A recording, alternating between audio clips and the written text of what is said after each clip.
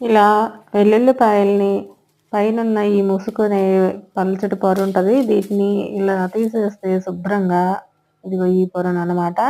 ఇలా ఈ పొరని కొంచెం ఓపికగా శ్రద్ధగా అవి మార్కెట్ నుంచి తీసుకురాగానే ఇలా చేసేసామంటే అసలు అవి అయిపోయేదాకా లోపల ఫంగస్ లాగా నల్లగా వస్తాయి కదా ఉల్లిపాయలు, అలా రాకుండా ఉంటుంది అనమాట ఆ నలుపు అనేది.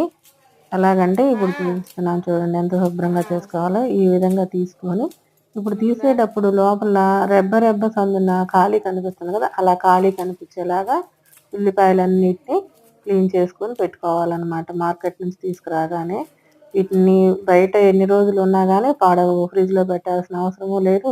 చూసారా ఈ విధంగా అన్నమాట. మొత్తాన్ని ఇలాగే తీసుకోవాలన్నమాట. ఈ మొత్తాన్ని ఇదిగో చూపిస్తాను చూడండి ఇంకొక దాన్ని.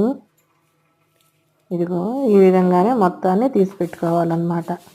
ఇలా తీసి పెట్టుకుంటే ఈ ఖాళీలు ఉన్నాయి చూడండి ఆ రెబ్బల మధ్య, ఈ విధంగా చూసారా ఎలా ఉన్నాయో ఖాళీలు, ఇలాగనమాట. ఉంటే చెడిపోదు ఉల్లిపాయ. ఇదండి.